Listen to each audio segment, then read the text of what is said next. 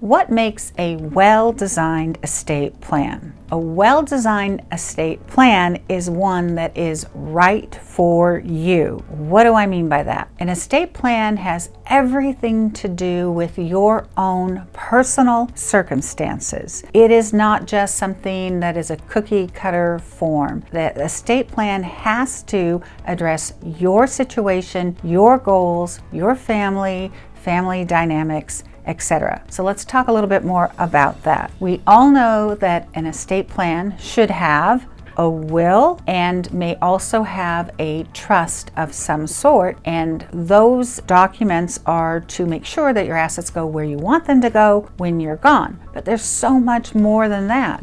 Do you have minor children? If so, your will should say who would be the guardians if both parents are deceased. Do you have a special needs child? If so, there should be a special needs trust in your will, or if you have a revocable living trust platform, then in the revocable living trust. Do you have a surviving spouse that you're concerned about, that they might need long-term care costs, or maybe they can't manage their own finances, or they might need some help? If so, you'll want a trust. And if you're in the state of Washington, if you're concerned about long-term care costs, that trust must be put in your will. And I know it gets confusing because whenever you hear trust, you're probably thinking revocable living trust. As I just used that term though, I am not referring to a revocable living trust. I'm referring to a testamentary trust, meaning one that's created by your will upon your death. As you can see, there's all sorts of considerations.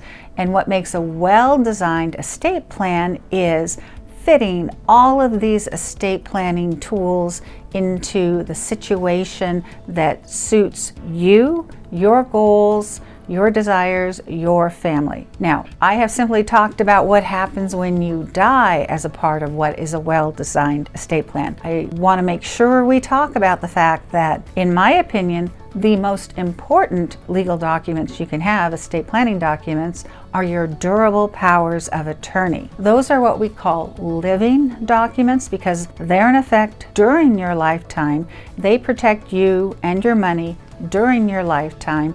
They keep the state out of your business. They keep you out of a guardianship.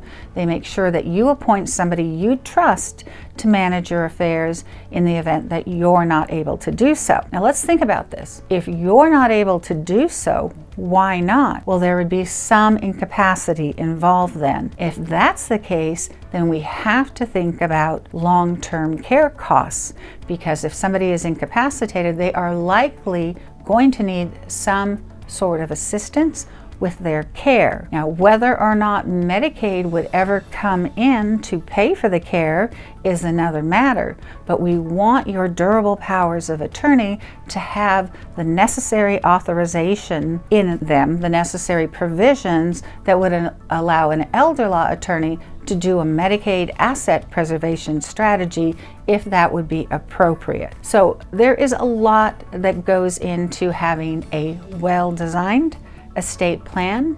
I really recommend that you reach out to an estate planning and elder law attorney to get the right plan for you.